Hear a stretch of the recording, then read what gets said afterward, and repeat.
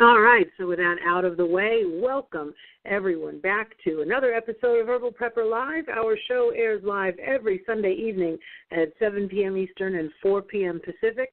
Today is Sunday, February 4th, 2018. It happens to be Super Bowl Sunday, so we're a little shy of a few regulars here in the chat room, but I'm sure a few more will pop in here. So I do appreciate everyone who is joining us this evening. I do understand big game, probably family and everybody, pressuring you to watch the game. But thank you so much for your time here with me. We're going to be talking about dental care off the grid and emergencies when there is no dentist. So, we often focus on when there's no doctor, but, if doctors and medical facilities and healthcare staff are not available, you have to assume that dentists and dental care is going to be unavailable as well. So for everyone who is listening live and everyone who is going to be listening to the download later on, thank you for taking the time to learn this. This is very important stuff that you got to have this in your plans. If you've ever had a dental emergency, if you've ever had a broken tooth, if you've ever had a dental abscess, these are things that will just bring you to your knees. It's just mouth pain is horrible pain. So that's what we're going to be talking about today. Now, if you have something you want to share, you have a nagging question, please join us in the chat room here on Prepper Broadcasting and pop your question in there. Or better yet, please take advantage of this being a live broadcast and call into the show. The phone number to do so is 347-202-0228. Again, that number is 347-202-0228. And if you call in, please remember to dial 1 when you hear the greeting so that we know that you are waiting on the line. All right, so before we get started, just a few announcements. I'm going to try and make these short. And I have some teasers for some of the upcoming shows the next few weeks. If you are listening over at Blog Talk, please come on over to prepperbroadcasting.com. Join the chat room here. This is where I'm paying attention to the chat room. The other thing that you're going to want to do is you're going to want to check out all of the other hosts and their shows and all of their archived episodes. There is tons of information over here, and you're only shortchanging yourself if you don't check it out. For those who may be new listeners, I have 2 books available that you need to have in your Prepper library. Prepper's Natural Medicine is a crash course in herbalism. It's the next best thing to take in class with me. This covers core herbal skills, the therapeutic properties of over 50 different herbs, herbal formulas to get you prepared for both acute and chronic conditions, and my second book, Prepping for a Pandemic, which is loaded with critical information that you need in order to survive a deadly infectious disease erupting in your area. So both of my books are in the Prepper Broadcasting Bookshop. They're on Amazon, Barnes & Noble, and everywhere books are sold. So I have a few teasers for some upcoming shows here. Next week, we are going to be joined by a guest. I haven't had a guest on in a while, and so I thought it was time to do so. We are going to have survival author and educator Jim Cobb from survivalweekly.com joining us on the show. I'm sure you've seen his books because they are many, and he's a very well-known, well-respected preparedness author and disaster prep instructor. So please go check out his website, survivalweekly.com, and, he'll be available for questions, and this is on February 11th. That's next week. And then the following week, we're going to be talking about influenza because February is just about the peak of flu season, and it's been a bad one this year. And the middle of February is sort of like the peak of all of this, historically speaking. I mean, I suppose technically there's the possibility that it could just keep, that the flu numbers could just keep going higher and higher and higher, but historically speaking, mid-February is usually about, where this peaks. But there's a lot to check in on that, and there's still, flu season that goes on after this, but there's stuff to talk about there. So that's going to be the following week on the 18th, and then the last Sunday in February, we are looking forward to spring. I know that I'm looking forward to it. I could certainly use some sun and some warm weather here. So we are going to be talking about early spring foraging, looking for those very first herbs and plants that come up that you can forage for food, that you can wildcraft for medicine. So that's what's coming up in the next few weeks. So let's go ahead and take a quick break here, and when we come back, we're going to be talking about dental care where there is no dentist. We'll be right back. Okay, so we're back, and just a reminder, if you have questions, please call into the show. The phone number to do so is 347-202-0228. Again, that number is 347-202-0228. And remember to dial 1 when you hear the greeting so that we know that you are on the line and would like to come on the show. All right, so let's see here. Dental care. Wow, there's a lot to talk about when it comes to dental care. I want to address the first thing I want to address here is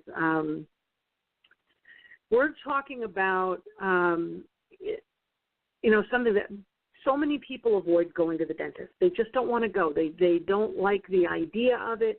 To some people, they get very nervous, and I understand, having someone in your mouth scraping away or doing whatever, and dental work is not the most pleasant thing to have done. But I just want you to consider for a moment, if you don't, take good care of your teeth. Now, let's say something happens. You have a cavity. You have something more serious happen. You've got gum disease, and that can lead to more serious things. And now you have a complication. You have something that happens, and now there's no dentist available because we've had some type of calamity. You have a much bigger problem than if you just took care of your teeth ahead of time. So we're going to be looking at a number of things. We're going to be looking at preventative care. We're going to be looking at how to make dental hygiene products and things, when there's nothing commercially available. How do you maintain the health of your mouth, when you can't just go to the store and pick up some more of your favorite toothpaste or, an additional toothbrush or something like that, a replacement. And then we're also going to talk about dental emergencies. If we have time, we may talk about TMJ injuries and lacerations or wounds to the gum and the mouth that may come up if we've got time. But by preventative care, we're talking about the regular care that you give your gums and your teeth to keep them clean and healthy and why that's important. So if you're not taking care of your teeth on a regular basis, then you are not taking care of yourself. And if you're not taking care of yourself, simply put, you are not prepared. Something to think about. Let's say you've got a dentist, in your neighborhood. So you're thinking, when things go bad, I've got a dentist in my neighborhood. So they'll, they know what they're doing. And that's great. They've got skills. They have knowledge. They do know a lot. But I want you to think about the dentist and their office, their tools, and what kind of tools do they use. They've got drills. They've got x-rays. They've got lots of things that require power in order to run. Maybe the mirrors don't, and maybe the instruments they use to scrape the tartar off your teeth, that's all manual. But in order to see in your mouth, to see what's happening, to run that x-ray machine, if they are applying anything to your teeth, and all of their tools all require some kind of power to run. So they're going to be operating, even though they've got lots of knowledge and skills and whatnot, they're still going to be operating with one hand tied behind their back, just sort of like, a physician who no longer has, let's say, a lab to rely on, where he can't send you down for blood work, or she can't send you to, the x-ray room. They can't send you for, an MRI. They can't get into their diagnostics the way they used to, and they wouldn't have their pharmaceuticals that they can rely on because, supply is not going to be, there isn't going to be a resupply. So we need to start thinking about what do we do for our teeth. So, you know, again, while times are good, just go to the dentist. And I don't want to sound like I'm beating a dead horse, but I know a bunch of people, a bunch of big guys who, you know, they wouldn't, you know, bat an eyelash, you know, if they got cut or if they, you know, got a little burn from welding or whatnot, and they hate going to the dentist. There's just something about the dentist that they just don't want to do. But honestly, if you get a cavity, yeah, going to the dentist now is miserable, but if you get a cavity and, you know, we've had, like an EMP or something, trust me, that cavity isn't a little thing that you can ignore, and it's going to be that much worse because now you're having to deal with it in, you know, an off-grid situation. All right, so daily care. So we do this to prevent problems. That's always a better option than waiting until there's a problem to take care of this. Is there some kind of a thistle you can? I'm going to talk about alternatives to this. I don't know that I'd be using thistle, but we'll get to that. All right, here. So just checking my notes. Where did we leave off here? So okay. So daily dental hygiene. The point of this is to reduce the germs in your mouth that can lead to gum disease. And by all means, please go stock up on those supplies now. I mean, yes, we're going to talk about some herbal and natural things, but absolutely, go stock up on that. Go get extra toothbrushes, you know, the non-electric kind. We don't need to be wasting any power on, you know, power toothbrushes. They're noisy and whatnot. We can just get some regular toothbrushes, stock up on the toothpaste, mouthwash. We're going to talk a little bit about mouthwash there. But if you want to stock up on that, go ahead. And dental floss. Please don't forget dental floss. Can you even imagine getting, like, you get a piece of food stuck in your, you know, in your teeth there, and you got all that pressure, and you just got to go grab the floss to get that out? Yeah, so if you don't have some dental floss, that's going to be a problem. Not only is it annoying, but that food can rot, you know, in your teeth there, and it can cause problems down the road. So it's not just, it's uncomfortable, but you need to get it out of there. So if you can't get it out with a toothpick, I mean, assuming you stocked up on toothpicks, of course, and you can't dislodge it with a toothbrush, you know, it's going to cause pressure, it's going to irritate you, and then it's just going to breed foulness as that food decomposes. So, you know, please don't forget the dental floss there.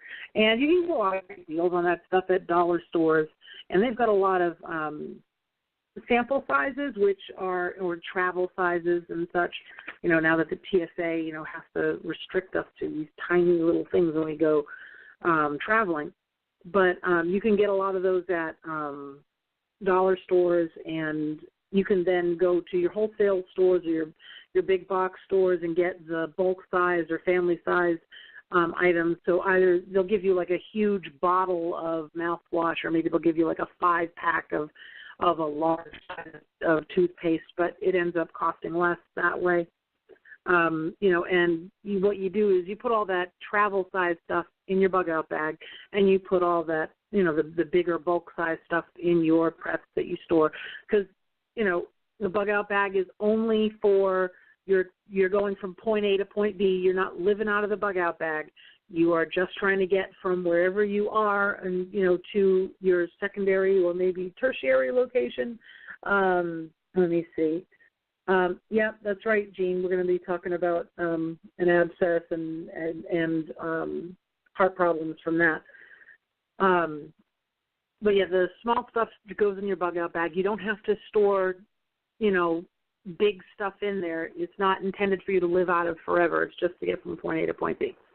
All right, so mouthwash and Listerine. I know there is, I didn't know this until I started researching a little bit here for this particular episode, but I didn't know that there was a controversy about Listerine. I thought this was sort of interesting.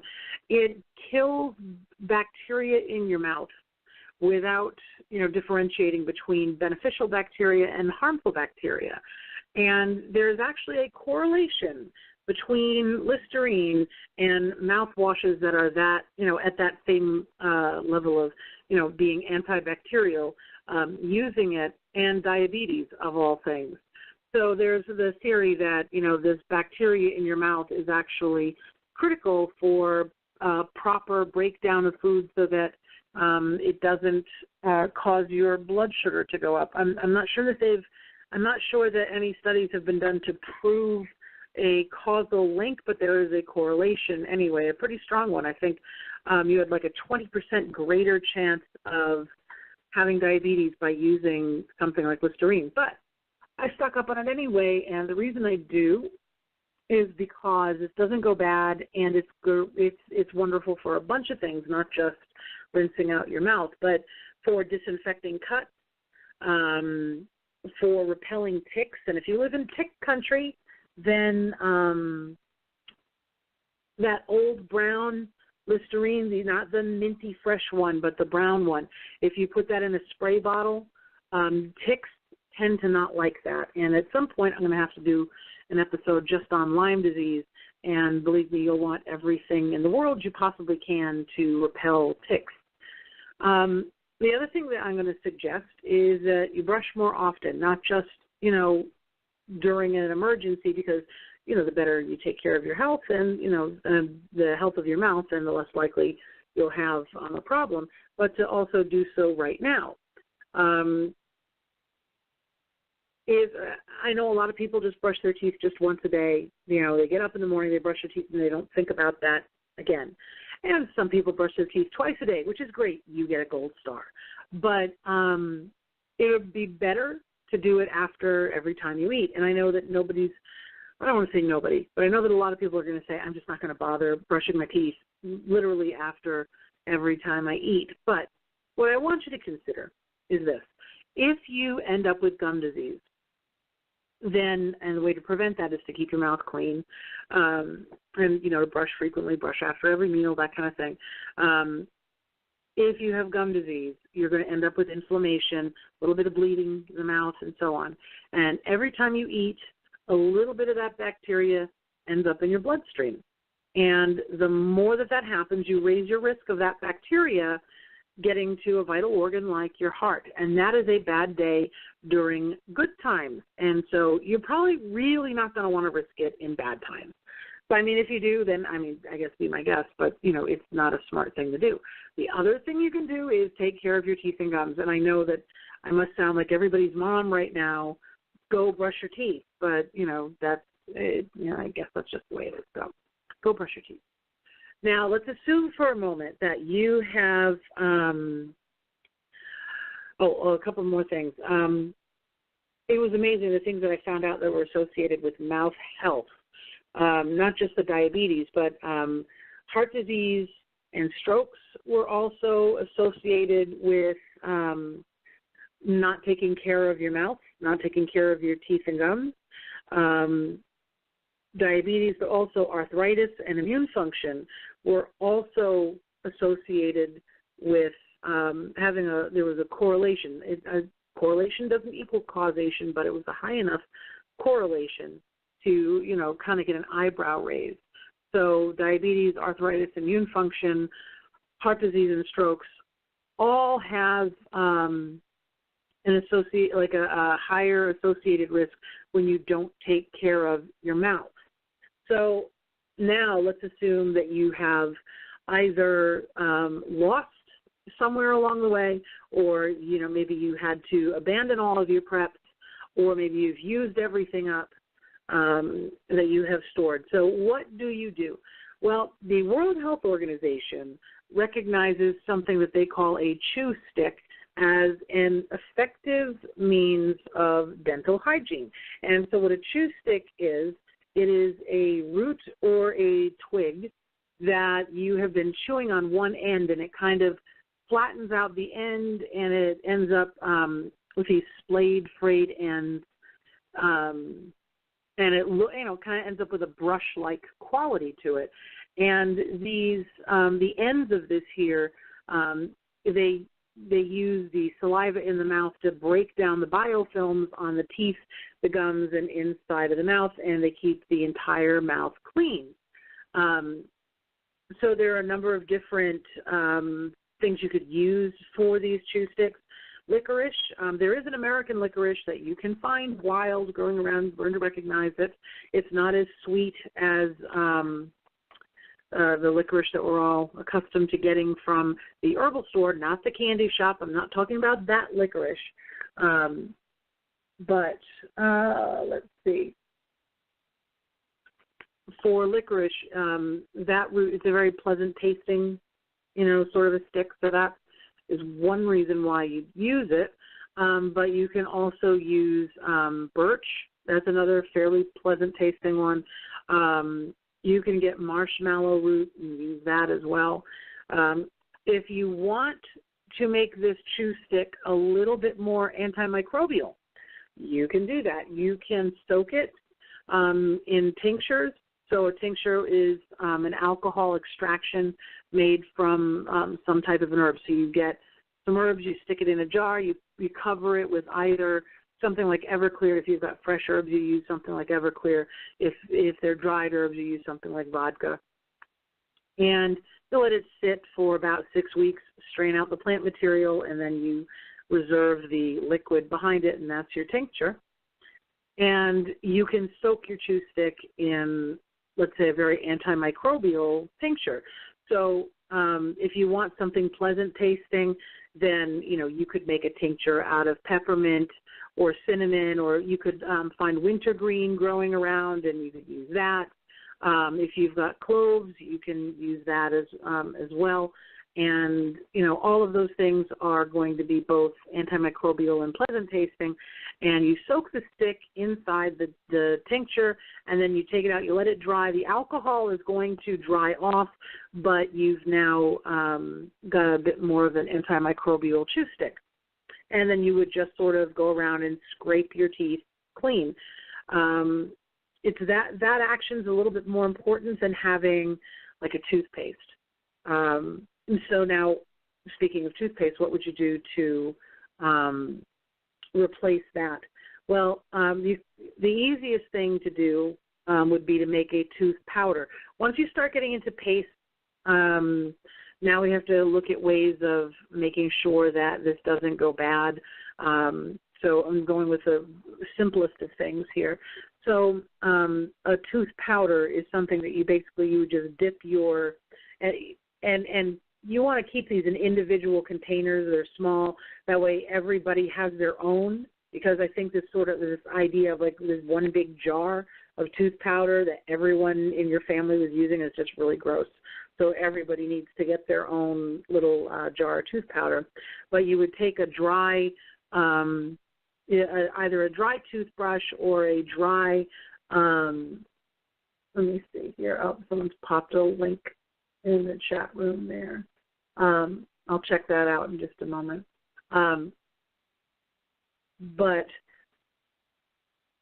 for your tooth powders, you dip either a toothbrush or a chew stick in there, and then you'd get that in the saliva of your mouth, and you would then use this to clean and freshen up your mouth. And there are a number of different things that you can use. Again, like the same herbs that I said you could use for to make an antimicrobial or a pleasant tasting tincture to soak your chew stick in, you could use those same things to make a powder. You could get licorice powder. You could put baking soda. As long as you have baking soda still, you can get baking soda. And then you could get maybe something like marshmallow. You could get marshmallow or slippery elm or something that is going to be demulcent, something that when it mixes with liquid kind of gets a little bit on the gooey side. That way when it's in your mouth, it's a little bit more like a paste sort of a texture, just a little bit, but in the jar it's going to be a dry powder. So, just that alone would be a decent base, but to that you can add a number of things. You can add, again, like peppermint powder or maybe powdered cinnamon or powdered wintergreen. Those are very common flavors that people tend to like. And another thing that you can do with these powders, this is an appropriate usage of an essential oil where you can put a single drop into your tooth powder there. So options for that might be lemon or peppermint or wintergreen or cinnamon, and just like all these same things that I was just mentioning. You can also put in sage powder, thyme powder. Myrrh powder is a very popular one. The only reason why I don't bother with it is because unless I have a huge stash of it, what good is, keeping that in my, formula moving forward in an SHTF situation where I'm not going to be able to import myrrh? I mean, that doesn't grow in New England. So, it doesn't grow in the U.S. So myrrh is not, even though, don't get me wrong, I mean, it's wonderful. And if you want to, it's not going to go bad. I mean, it's a resin. You could stock up on a ton of it. But it's just one more thing to stock up on where you could just grow, and I don't know if anybody's ever spent any time powdering a resin or just powdering herbs in general. It can kind of get a little, labor intensive. But with a resin, it's kind of gummy, and it'll stick to the sides of your mortar and pestle. So you kind of have to have, like, a mortar and pestle that's just for your resins because they just stick to the sides. All right, so one day I'll give you my rant on powders and powdering herbs. And you know what I do for mine? I have I order a lot of powdered herbs. But if I'm going to do it myself, I get them dehydrated and I put them in a coffee grinder, and I will make sure that I have enough power to run my coffee grinder if I need to, because I really don't want to be powdering herbs in a mortar and pestle.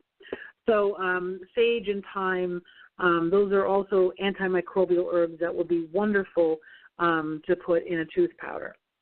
Now, you can use a mouth rinse, but if you are looking to avoid some of the pitfalls of, the associations that I just mentioned of mouthwash with diabetes, then you don't necessarily want to kill off all the bacteria in your mouth willy-nilly, and you might be able to opt instead for swishing like some peppermint or spearmint tea around in your mouth. Or you could maybe put some lemon peel in that as well. Something else that you can do is you can make a mouth rinse out of all of your really aromatic herbs, like the ones that you find in Indian cuisine. Again, you'll have to stock up on them if you want them, because I don't know too many people who are growing cinnamon trees or whatnot here. But some of these, like cardamom and fennel and clove and cinnamon, that would be nice just as a mouth rinse. However, let's say you need a mouth rinse for something like a wound in your mouth. So now we can make a mouth rinse. You're going to basically just going to make a tea, and then you're going to cool it down out of something. I mean, you could put alcohol in this, but alcohol is going to be drying. So that's up to you if you want to do that or not. But you could make a very strong tea with calendula, with yarrow, meadowsweet. Meadowsweet has salicin in it, so if you're allergic to aspirin, that's a no-go on the meadowsweet. But meadowsweet is there specifically for the pain-relieving properties, but also because meadowsweet, if you're going to be swishing this around your mouth, unlike white willow bark, which is wonderful, and it does have, it will be wonderful to use in a mouthwash for a wound because it's going to be a little astringent, but it doesn't taste as nice as meadowsweet, so that's why that's there. You could also put sage and thyme and marshmallow root, all of those, into a tea, and then cool it down, and then swish that around the mouth for wounds. I would also put in spilanthes into that if you wanted to for the pain. But I'm going to talk a little bit more about spilanthes in just a second.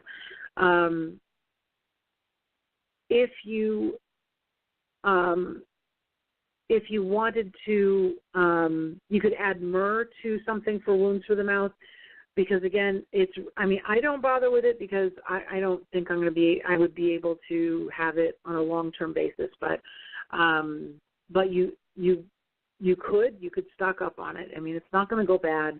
So let me clarify. I have limited space at this point. I have a lot of things stocked up, and I have to be very picky about what I stock up on. So for that reason alone, when I'm making my decisions, myrrh is wonderful, and I would love to stock up on it. I just lack the space, so I have to be careful with that. And if I can't rely on it being shipped in after I've used up whatever it is that I would be able to store, then I'd prefer to find something local to me that would do just about the same thing. All of these other antimicrobial herbs would do very well in there. Something else I should have mentioned, something else I could have mentioned earlier, but when you are brushing your teeth with this chew stick, something else that you could add to things there would be something like activated charcoal.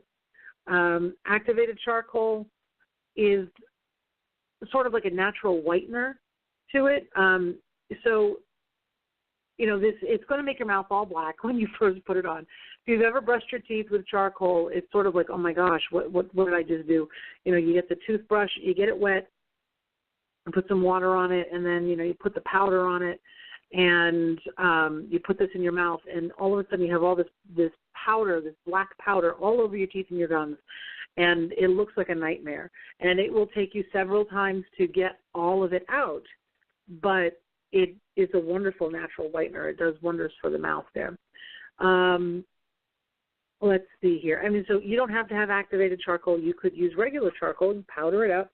It wouldn't be as effective, but it would still be effective, just not as effective as the activated charcoal. And, of course, when I refer to charcoal, I don't mean the briquettes that you buy at the store with lighter fluid in them. I'm talking about you had a nice fire going, there's, a good bed of coals going. That's what I mean by charcoal. All right, so something else to consider for wounds in the mouth. Saltwater rinses. I know that's not an herb, but it's natural and it's very simple, and people forget about it all the time. Salt water really does help when it comes to pain. So whether you have a sore throat and you're gargling with it, or you've got some type of infection in your mouth or some type of mouth pain, saltwater rinses can be very helpful in mitigating that pain. We got to look at some common mouth complaints. And let's start off with cavities. Number one thing, stay away from sugar. We all know, we've all seen, all the commercials, all of the public service types of programming about how sugar is bad for teeth. Sugars and starches feed bacteria, and this bacteria causes gum inflammation, and this combination of bacteria and sugars will make the pH in the mouth more acidic, and the acid is what eventually eats through the enamel and causes holes in the teeth. So you keep your mouth and teeth clean, you watch your diet, and you make sure that you brush after you eat, or at least rinse your mouth afterwards. Even if it's just with water, that's better than nothing. Swish it around, see if you can get any food out from between your teeth or whatever. Make sure that you rinse your mouth, even if it's just with water. This will help to reduce the chance of a cavity because, like I said at the beginning of the show, a cavity now is miserable. A cavity after, an SHTF situation is just pure misery. What else can I say about cavities? Oh, well, the other thing is that if this is after some type of a catastrophe, and you do end up with a cavity, or someone in your homestead has a cavity, then you're going to need to fill it. And you can only fill this, though, if there's no abscess. If there's an abscess, you can't do that. But if you do have a cavity, you're going to need to fill it. Now, for a really good resource on how to do that, I'm sure that you've all heard about the book. You may have a copy of the book. If you don't have a copy of the book, get a copy of the book. and it is Where There Is No Dentist. It's one of those Hesperian.org books. They're available online for free. You can get the whole thing for free online if you want. It's not that expensive to buy, so hop on to Amazon or go to your local bookstore. If you still have a local bookstore, they'll order it for you. They're happy to do so.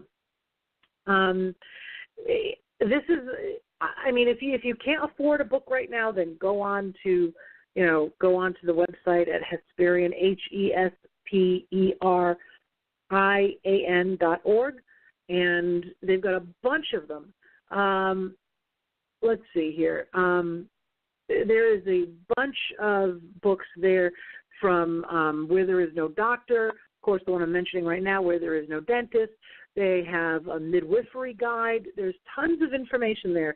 So if you're short on cash or you want to put your prepping dollars somewhere else, I'm sure that you can, print some information up from those books that you think would be good. Maybe you can download the PDF to a tablet. So as long as you have some type of power, you might be able to access it. But when you can pick up the books, please do so, because you can't rely on internet during a crisis. Let's see here. Yeah, that's right, Flying Dutchman. The chat room is a little scant, but there's this football game or something going on that's interrupting my show. How rude. So anyway, I'm sure this is, I think, one of those episodes that I'm pretty sure people are going to be listening to them on the download later. So, all right. So you can, however, buy kits to help with cavities. You can buy these kits for fillings. There is a temporary one and a permanent one. And the book will actually tell you Where There Is No Dentist, how to do these. But it doesn't cover how to use a dental drill. So pretty much you're going to be stuck with the temporary fillings, because the permanent ones you would have to clean out more and you would need the drill. So make sure that you have a few of these temporary cement filling cavity kits. You can get them on Amazon. They're not that expensive. So stock up on those. At least, think about it this way. People rebuild. That's what we do. When there's a catastrophe, we put things back together, even if it takes us a long time. People right now in Puerto Rico are still without power. These are, Americans here that are still without electricity, without reliable medical care, without reliable water safe water to drink here, and they're living it right now. There's a ton of them there that are still living this. And could you imagine being in Puerto Rico right now with all that going on and all of a sudden having a cavity? At the very least, if you can get a temporary filling, at some point, this island will get power restored and people will be, back to their lives, and they'll be able to go to a dentist to make a permanent filling. Get yourself, between point A and point B, get yourself some of those temporary cement filling kits. An abscess. All right, so here's the deal with an abscess. An abscess it looks like a bubble, and it's going to be at, Highlander, you can carry some Ambisol in your pack, and that's fine, but the only thing is that if you do have a cavity, there's only so much. I would put the Ambisol, you can put it in your kit, you can put it in your bug-out bag. It's good for a lot of things, but if it's something like a cavity or an abscess, something like Ambisol is not going to touch it or be a long-term solution, but it's a great short-term solution. So definitely put that in your first aid kit there, especially if, let's say, the problem isn't a cavity. If it's something else, like kids when they've got teeth that are coming out and they've got their permanent teeth coming in, sometimes their gums can get very sore. It's really helpful for that. Sometimes you might need Ambisol. Let's say if you have a cut on your gum, you could certainly put it on that. So it's definitely got its uses. So what I was saying about an abscess, it looks like a big bubble in the gum, red, swollen, big swollen lump. It's like a big giant boil that's just waiting to pop. And, often you're going to find there's swelling in the face on that side. And there's a real danger here because the infection can move deeper. And if it goes deeper into the body, you can develop sepsis. And the bacteria can attack the organs. And, that happens now. It happens now when times are good and we have access to dentists and hospitals. And it's a bad day when that happens. So imagine that without these services available. So you definitely want to try to prevent that. But here's the thing. The abscess doesn't happen because of let's say, an infection in the gum. There's actually it's an infection that's in that tooth there. So if you don't take care of that cavity, what do you think ends up happening? Highlander, you can do that. It's sometimes these things get pretty gross, these abscesses here. But the thing is, you can drain the abscess. You have no other form of care around. You can drain it, but you're not actually getting rid of the source of the infection. There's a cavity in that tooth. It's become infected, and now the infection's moved to the gum, and it's produced that bubble. So either the tooth has to come out or a root canal has to be done. And odds are you're not doing an off-grid root canal. I don't see that happening. So the tooth is coming out, and hopefully it hasn't gone any deeper into the body. So if it were me, and there's no other form of care available, I would first relieve some of the pain by draining the abscess. And you're going to have to make a small incision. Of course, again, just to remind everybody, you don't do this unless this is a last-ditch kind of effort here. You don't have this doesn't qualify you to go out and do this on anybody here. This is, emergency care here. For that hypothetical situation, you have no other care. So you make a small incision or a puncture. That way the pus has somewhere to go. And you're going to try and push out all of the infected pus from that bubble and from that abscess. And from there, I would probably apply some herbal poultices, maybe something with plantain or something with activated charcoal, because I want to draw out, that infection. I don't want it to go any further than it's already gone. And I would probably alternate that with mouth rinses with some of those antibacterial and analgesic and astringent herbs like I mentioned earlier. So those would be the yarrow, the meadowsweet, the clove, the spilanthes. Excuse me. The thing with spilanthes, I would use, Highlander, you could use peroxide for it. And all of these things are great, but at some point, you can't make your own peroxide. Well, I guess if you're a chemist, you might be able to, but all of these things, stock up on them. I'm not saying not to, stock up on them, but at some point, you'd run out of them. I guess I'm more aware of how much space I have to store these things, so I got to be kind of picky with what I store. But yeah, I have peroxide too, and I have alcohol, and I have all of these things. But let's say you don't have any of them.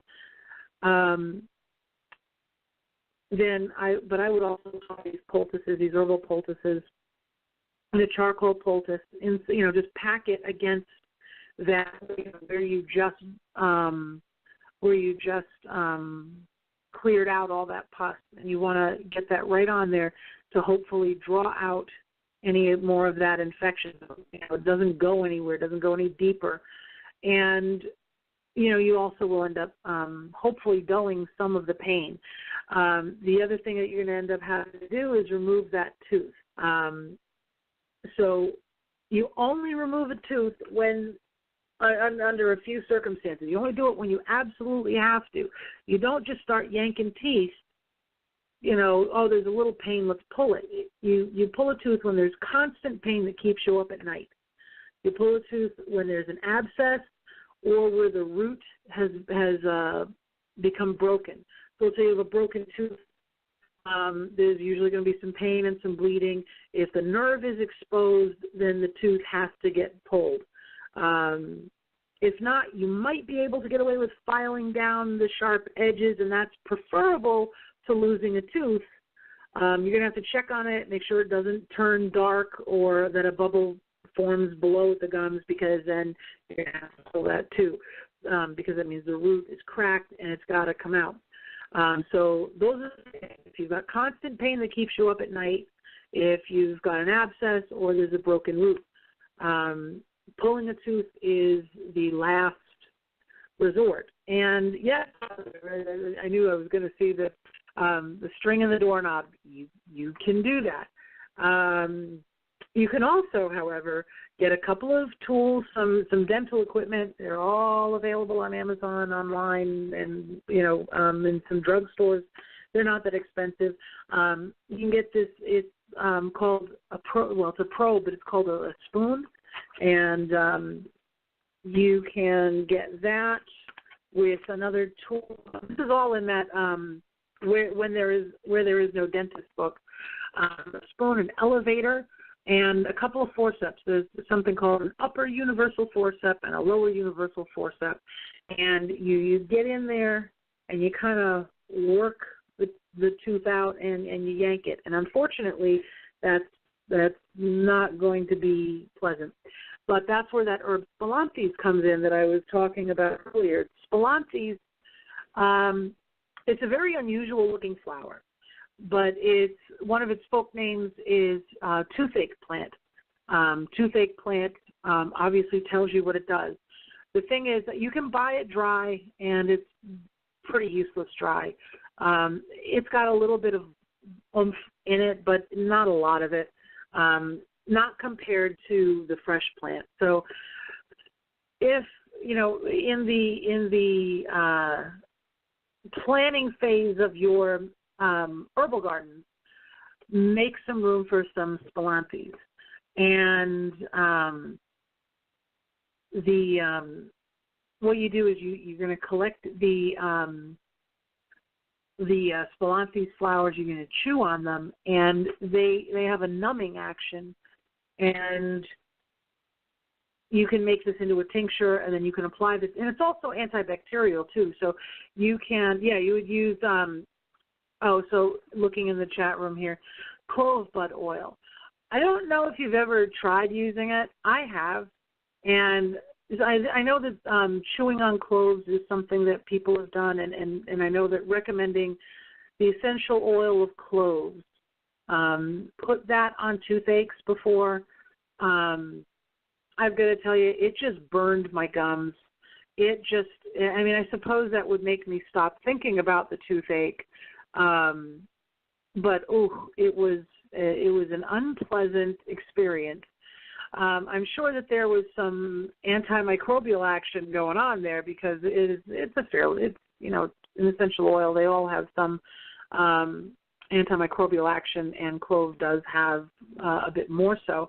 But I found that the toothache pain relief from it was short-lived, and I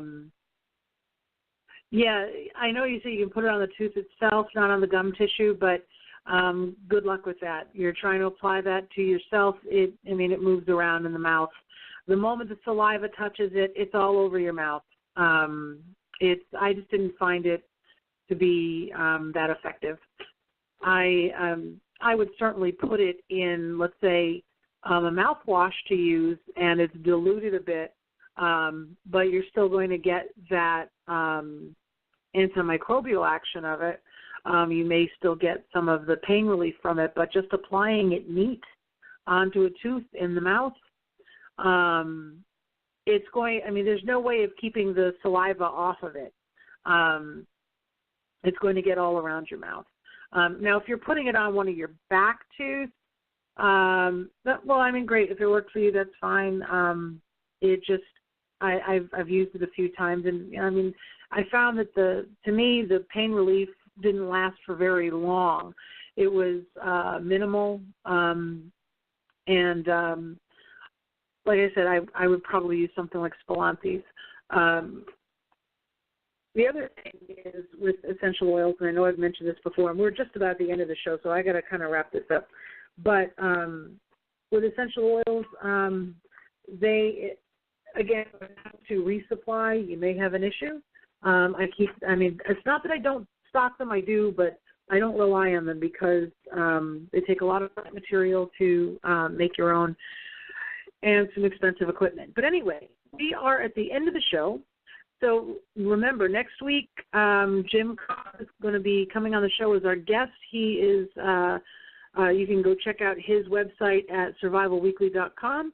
And if you like what you've heard, please do connect with me by following me on Facebook, Twitter, G+, Pinterest. And don't forget, please go check out my YouTube channel and stop by herbalprepper.com, sign up for my newsletter, check out the courses that are available there. Thank you, everyone, for spending your time with me. I hope you got something out of this. This has been Kat, the Herbal Prepper with Herbal Prepper Live, and we will see you again next week.